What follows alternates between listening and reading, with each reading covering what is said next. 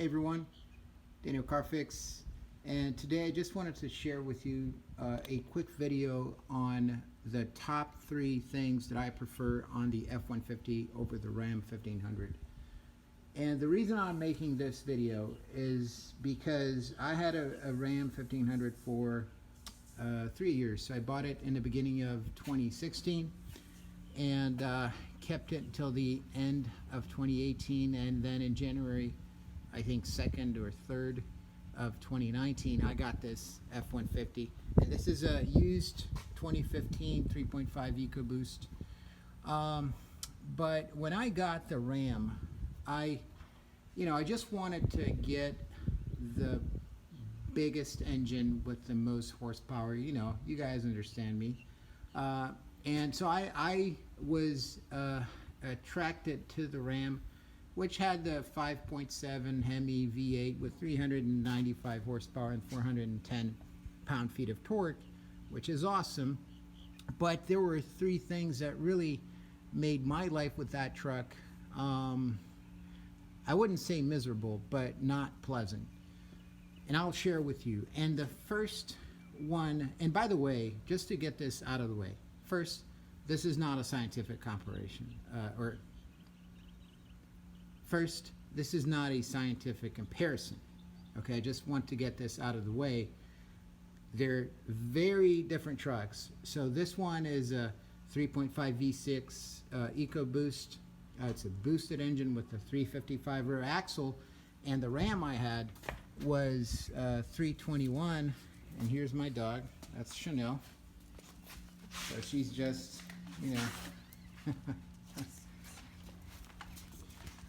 all right, there she goes. Again, this is a 355 with a V6 3.5 Ecoboost, and my Ram was a V8, of course, with a 321. So they're fundamentally different. The structure is different. The purpose is different for each one of these 2 trucks. But and second, this is not a video to trash Ram or to trash the Ram 1500. I love the Ram 1500. There are certain things that I miss on that truck, like the sound of the V8 engine. You don't get that on the Ecoboost. You get some of the turbo whistle, yeah, sure, but it doesn't compare. Just a side note, it's funny. My wife used to say, when I accelerated the Ram with the Hemi engine up to 5,000-6,000 RPMs, she would get a little bit scared. So that's how cool the Hemi engine is. And I miss that. You don't get that. Even though this is faster, more economical, fuel efficient, etc., you don't get that same. I don't scare my wife with this engine. Anyway, but to the first thing that I prefer on the F-150 over the Ram 1500. And you won't believe, but it's the driving position. I'm 6 feet tall, and the seats on the F-150, they adjust much lower than the Ram 1500. Okay, so this makes a huge difference. The Ram would sit like over here, so it's a couple of inches higher, and if you're a tall guy, that makes a difference. And also, the seat on the F-150 goes way further back than the Ram 1500. That's just one aspect. The other one is that this is an XLT, and it comes with the depth adjustment, right? So I can put my seat way back, I can pull the steering wheel towards me, and it gives me a very comfortable driving position. And in addition, in the XLT, I also get, I can configure the gas and the brake pedals. So I just push them, I shove them way back, I put my seat back, I pull the steering wheel back, and this gives me a very comfortable driving position. So if you're 6 feet or taller and you want to get the old model Ram, because I believe on the new one they put the depth adjustment. It goes a little bit further back. It's more comfortable. But if you want to get the older model Ram, the previous generation Ram, I recommend you rent it, drive it a couple of 100 miles and see how you feel. What it caused me was, it was very exhausting to drive because the pedals were high and my seat was pushed forward, because if I pushed it back too much, my arms would be stretched trying to get to the steering wheel. So that wasn't comfortable. So that's the first thing. The driving position is much better on the F-150s than on the old model Rams, just so consider that. Now the second aspect that I prefer in the F-150, and this might be a nit for many of you guys, but it is important for me. It's just the quality of the interior buttons of the interior. I mean, the F-150 has its flaws. You know, my dash is warped, and this is an issue with I'd say almost all F-150s in this generation. Even if you buy a very expensive F-150 like a King Ranch, you're gonna have the same problems. And and just this here, right? This trim here never fits perfectly on the F-150. That's one of the things I don't like on the finish. But compared to the Ram, what really upset me in the Ram in the 3 years that I've owned it, I started getting, and it was a big harness, so it was an intermediate level like the XLT that I have. I started getting early wear on the door dash, on the door panel here, not door dash, door panel. It would wear prematurely, and I take good care of the vehicles. So that I didn't like. It had heated mirror that would work whenever it wanted to, whenever it felt like it, even though I took it to the dealer 15 different times, and they said it's all good, it's working. They showed me working, and then whenever I needed it, which was rarely, it would not work. That was one thing that really made me upset. And here, what I love on the F-150, it's just the knobs. These are like bulky knobs that you can just pull. The 4x4 on the Ram are just 4 buttons here, and mine had the 4x4 auto, which is a full-time 4x4, and I used to push it and it would get stuck, and then it was a pain to get it unstuck. You can't get this knob stuck. You can't. So I think it's a much better solution. The knob for the AC, the knobs here, the buttons on the steering wheel are much bulkier, much nicer. I've got big hands, so they're easier to push.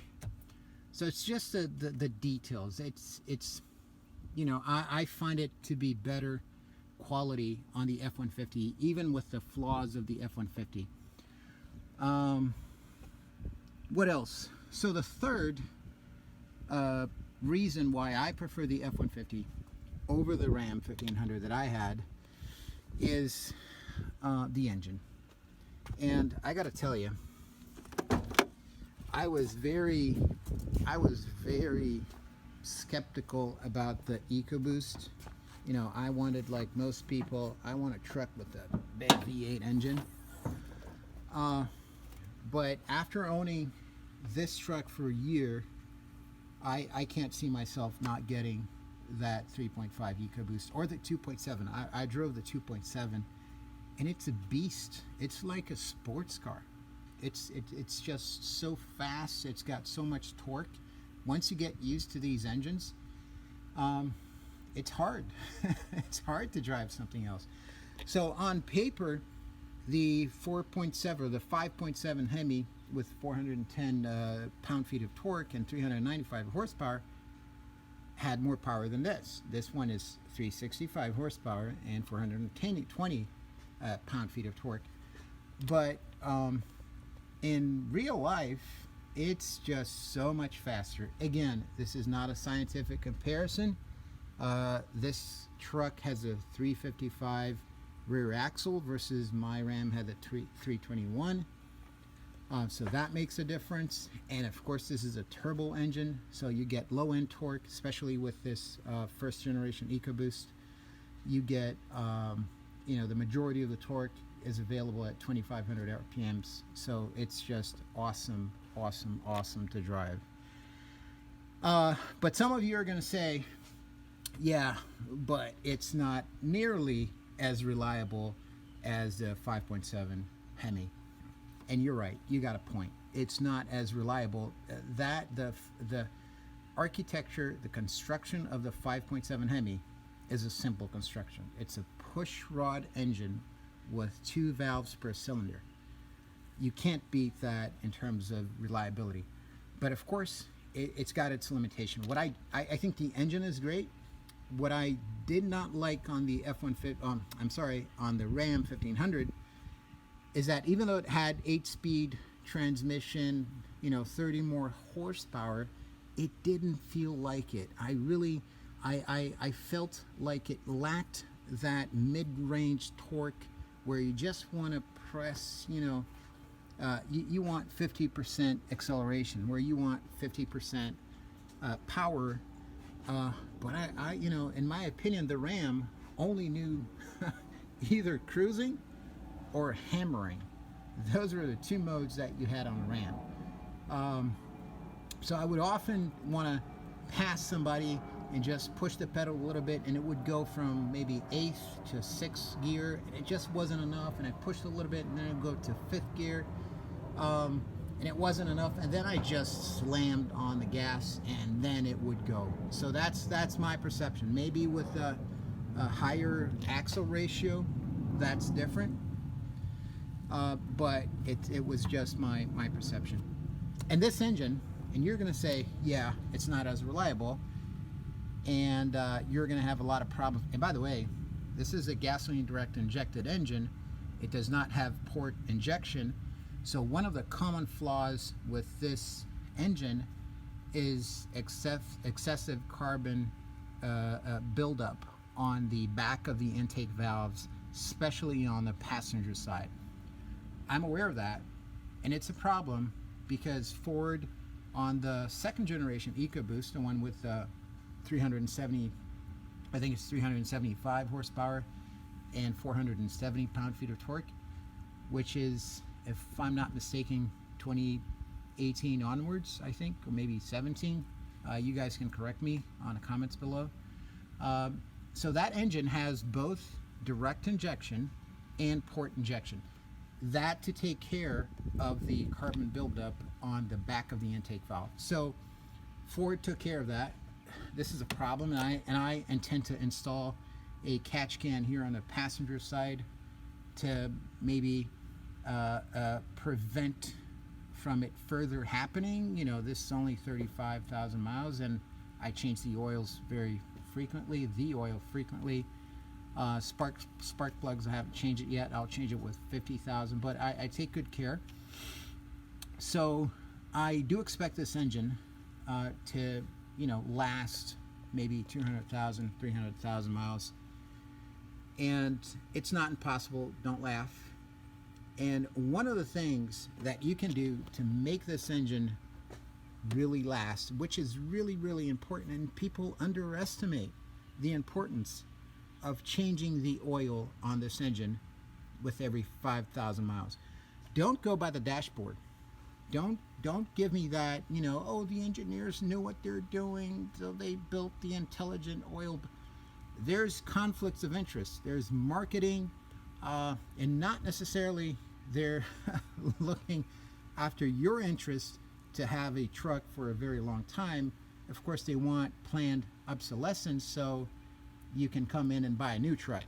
So about the oil change, it's more important to change the oil on this truck every 5,000 miles and to put a good quality synthetic oil, because this engine produces, because of the boost, it produces a lot more blow-by.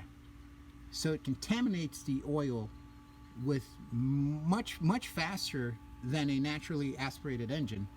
So with the oil being contaminated, what happens, it loses its lubrication properties, and then you're going to have more heat on the camshaft. You're going to have more heat on the turbo because the oil also is circulated through the turbos to cool it.